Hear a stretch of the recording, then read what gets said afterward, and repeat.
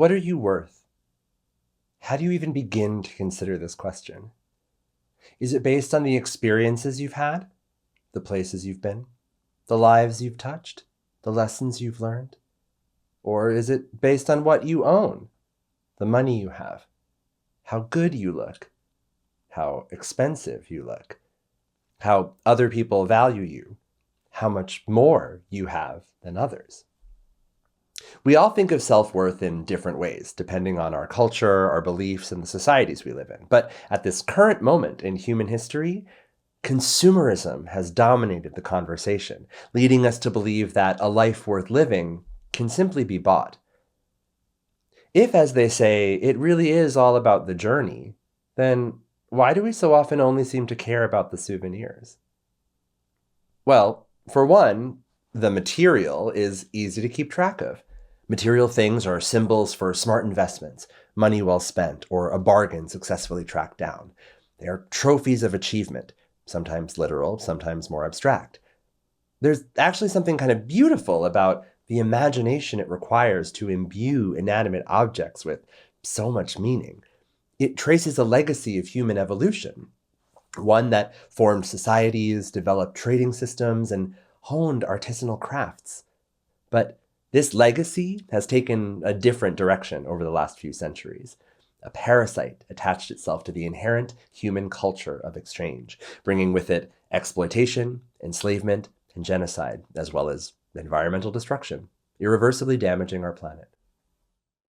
Global capitalism, whose roots can be traced to the Industrial Revolution of the 19th century, has allowed humanity to achieve the unthinkable, to go further technologically than we've ever dreamed, to create economic empires and global superpowers. But it has also created a dramatically uneven playing field in which only a handful of unfathomably wealthy individuals reap most of the benefits, while the poorest of the poor, mostly indigenous people or people of color living in the global south, pay the cost with their time, their labor, their environments, and their lives. And then there's the rest of us, like folks like you watching this video, caught somewhere in the riptide of capitalism, unmoored and tumbling downstream, maybe towards unmanageable debt, maybe with a house full of stuff you can't manage, closets bursting with fast fashion, wallets and bank accounts drained. Consumerism is the siren song of capitalism. It seduces us and confuses us, makes us feel powerless, yet guilty. We know on some level this way of being just isn't sustainable or right. But despite understanding our culpability in it, we see no other way forward. So we often just dissociate and go with the flow, succumb to the scroll, shop till we drop. But of course, there is another way. A gradual relaxing of the grip consumerism has on our lives. A softening of the pressure we place on ourselves to achieve and to amass. A refocusing on what really matters. My name is Kimberly Clark, and I may be ironically named after an international corporation that makes toilet paper, but I also happen to be the queen of stop shopping, the original de-influencer, and this video series is here to teach you how to stop shopping in 5 easy steps. It's what I'm not gonna buy, just a minute I'm gonna buy. I am more than this, I am so much more.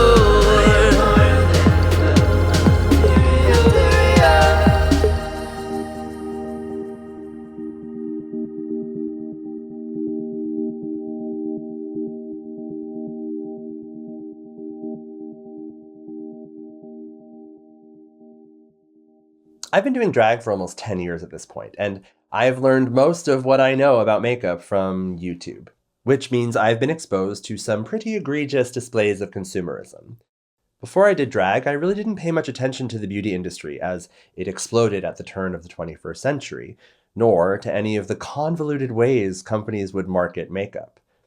I was socialized male, and one of the privileges of that is being ignorant to a culture that tells women and femme folks that their appearance is the most important factor in determining their self-worth. But when I started creating this powerful, hyper-feminine creature you see before you, I was plunged into the hype sphere, and frankly found it all a bit ridiculous. cheap, generic raw materials exported, then pressed, scented, and adorably packaged to be sold with a huge markup. And then there were the gurus, the influencers, these consumer reporters that seemed to be doing more shopping for makeup than putting it on. In fact, my introduction to most makeup was via the ever-popular haul video, in which YouTubers showed off products they purchased, allowing you to vicariously shop through them. But these videos didn't really offer up any practical information or critique, just excitement about buying that new, trendy thing. When I started making my own videos, I decided to attempt to combat this blatant overconsumption by pioneering a new video form, the anti-haul. Like a haul video, my anti-hauls were fun, cheeky lists of things, but with one important difference. I talked about products that I was not going to buy. My videos became extremely popular. Even some big-name beauty YouTubers picked up on the trend. And though I stopped filming regularly a few years ago, the anti-consumerist movement on YouTube that I am proud to have fostered is alive and well. In my anti-hauls, I would talk about specific products, mostly makeup and skincare, and give reasons why I didn't need it and am not going to buy it. But I'd always try to weave in some broader anti-consumerist concepts in my specific critiques. I'm an artist. Like, a palette is a palette for me. Like, I just want to see the options and the colors. We already have to moisturize, prime, bake, setting spray, spray this, spray. Now we have to spray another freaking spray on our spray break. If you have a problem making decisions, this is not the palette for you.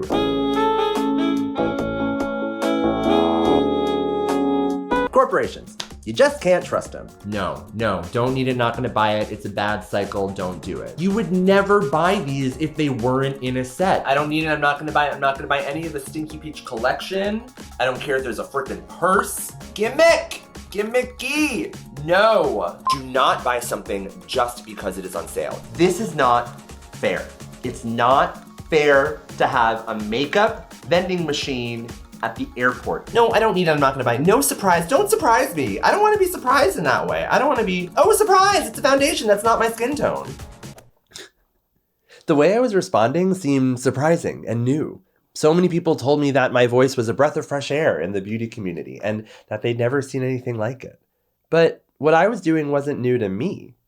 By the time I started making videos in 2014, I had been battling consumerism for over a decade.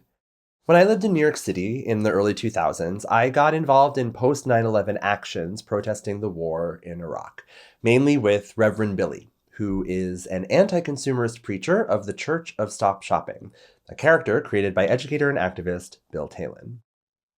The connection between the unjust invasion of Iraq and the corporate interests that benefited from it were new to me, and they sparked a general distrust for big corporations and anyone that sought to exploit workers or innocent civilians for political or personal gain. In case you need a recap, the US government under President George W. Bush invaded Iraq after the terrorist attacks of September 11th, 2001, fueled by anti-Middle Eastern hatred and the lie that Iraq was harboring weapons of mass destruction. In reality, the war was about oil. Getting in, getting control of it, and making buku bucks for the international big oil corporations that lobbied to get W and his cronies into office years prior. The fact that the collective trauma of 9/11, an event that I was a first-hand witness to, could have been co-opted into the radical privatization and exploitation of the oil industry of a scapegoat country made me feel disgusted.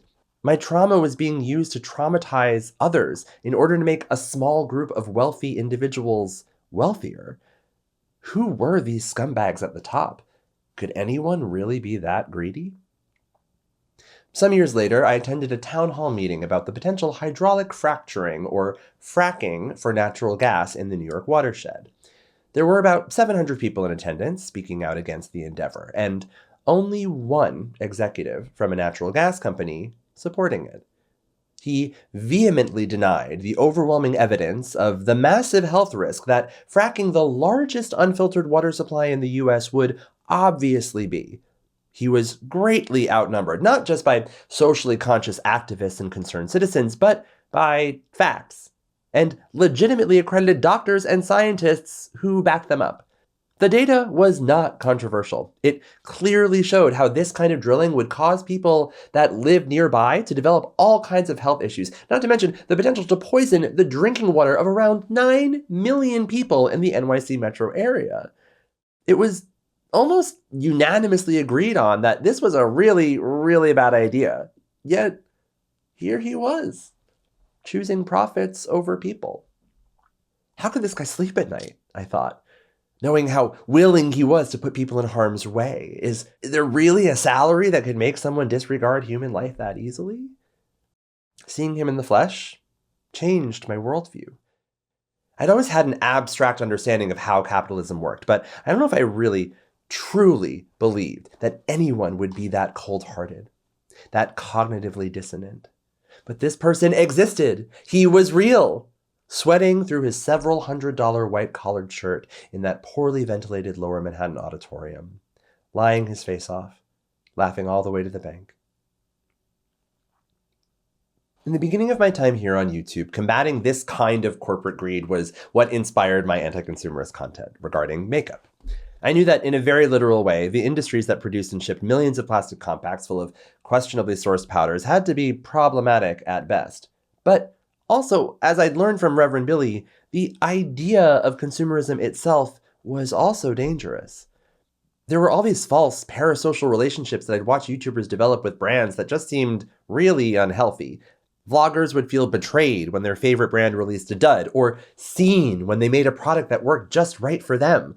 But I knew that a company's only motivation was to make money, so treating these corporate entities like friends seemed delusional. And what's more, sponsorships and affiliate codes started becoming more and more pervasive.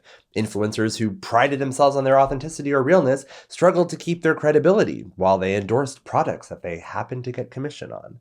But I guess even pre-pandemic, we were all so desperate for connection that we'd watch hours of what amounted to 1990s infomercials with less production value, telling ourselves that we were doing our own research, not enabling our consumerist compulsions. I wasn't buying it. I began to see the forest for the trees, or better, see the corporations behind the lumberjacks. Seeing firsthand the ways that capitalism could make corporate goons flat out lie when it came to such important and world-changing issues such as climate change made it easy to accept how a little bit of kickback could make an influencer lie about makeup, or fast fashion, or hair vitamins.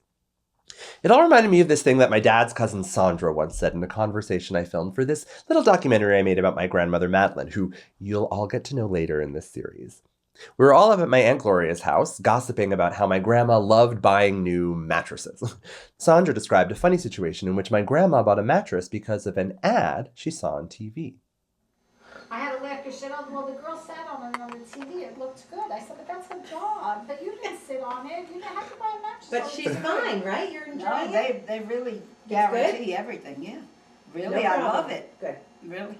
Good mattress? It's about the 100th one she had. And when you're gonna... But that's her job! She made it sound so simple, so obvious. Why trust people telling us to buy something as if they were doing it out of the goodness of their heart when we knew they were just doing their jobs? So I tried to be more like Sandra. In my anti-hauls, I would take a no-nonsense approach, call it like I saw it, with my cynical eye trained for detecting capitalist manipulation. And one by one, I would take down product after product, problematic brand after brand. But I knew that there was more work to be done, to treat the cause, not just the symptoms. I began to realize that discussing individual releases of products was not enough. Consumerism as a whole needed to be critiqued. So I made videos like my Listen Up series that discussed its detrimental impact and that of other problematic structures. I was branching out beyond the myopia of makeup, attempting to broaden my point of view larger than this rectangle. But it wasn't until I took a serious break from YouTube and the beauty community in general that I started to see consumerism as not only unhealthy in a grander socioeconomic way, but also in a personal one. When I stopped drinking the Kool-Aid of the influencers I followed, when I started demanding more actual creativity from my creators, and when I started reconnecting to the intrinsic joy of makeup that had more to do with applying makeup than buying it, I also started to feel better. Enter How to Stop Shopping in 5 Easy Steps. A methodology that not only focuses on fixing a broken system, but also this notion of self-improvement. The companies and influencers could definitely do better, but we could also do better for ourselves. If I wanted to give people reasons to stop shopping that would actually stick, I needed to make it about them, not some easy-to-hate brand or piling on critique of some annoying trend. Trends, by definition, come and go. Companies will constantly find new ways to tempt us. But if I focus on something more constant, like one's own self-improvement journey, and weave anti-consumerism into that, I knew that it would be more than just a quick fix. And what's more, the most convincing reasons for not buying something could be less about finding a deficiency in a product, but more about finding something else, a concept, a practice, an idea that can benefit oneself in a more fulfilling way than any product ever could. I crafted this methodology to start with the obvious external factors of consumerism, like advertising and distribution, and then move towards the internal desires and needs that make us so susceptible to its draw. Separating our consumerist compulsion from what we actually need or want is essential, because even though we often feel like this desire to shop is so fundamentally part of our human experience, it's not. As I've described in my Listen Up Consumerism video, the current idea of consumerism, as well as its parent ideology of global capitalism, just hasn't been around for that long. Less than 300 years, actually. And because humans began evolving from apes around 6 or 7 million years ago, with the oldest modern human, Homo sapien, fossils dating back 300,000 years, give or take, there's no way that our consumerist desires are something that naturally evolved as our species did. In other words, consumerism, as we know it, is not intrinsically part of the fabric of who we are.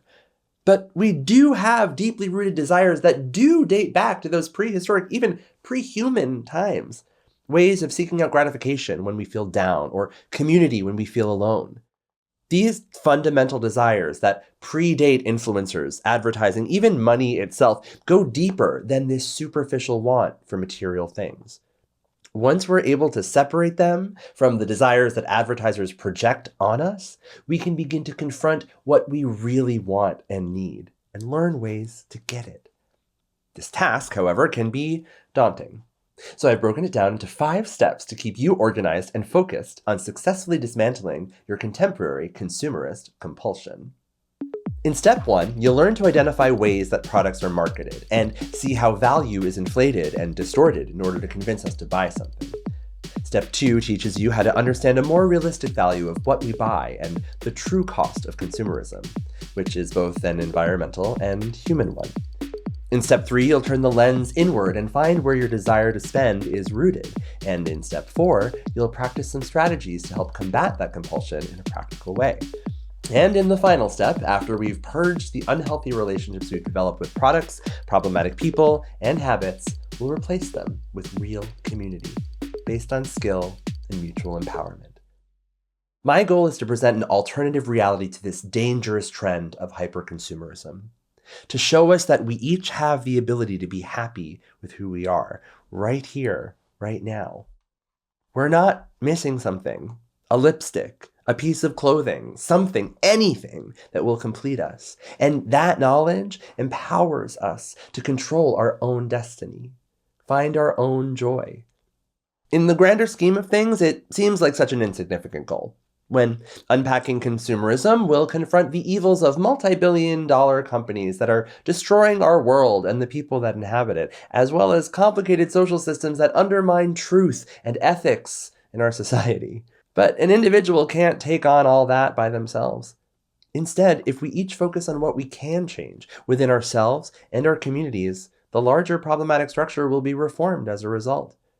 Without us holding it up, this consumerist hellscape will indeed topple. It will be an uphill battle. Consumerism will continue to adapt and adjust to consumer awareness to survive. Hell, if this video series gets popular enough, someday marketing research groups might be using it to figure out new ways to combat my anti-consumerist strategies. But I hope that this methodology does something that no marketing campaign can do, at least not in a lasting way. Make you understand the power you already possess as a consumer and, more importantly, as a human being. The power to be more than the material.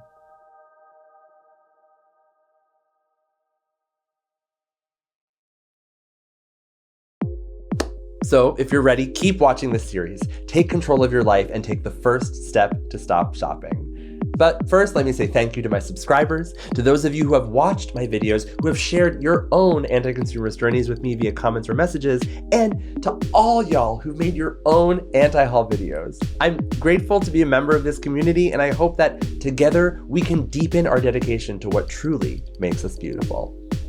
As Dolly Parton says, it costs a lot of money to look this cheap. So if I've saved you any dough over these years, then why not pay it forward and help fund this project by sending me a virtual tip on Venmo at Kim Clark Queen.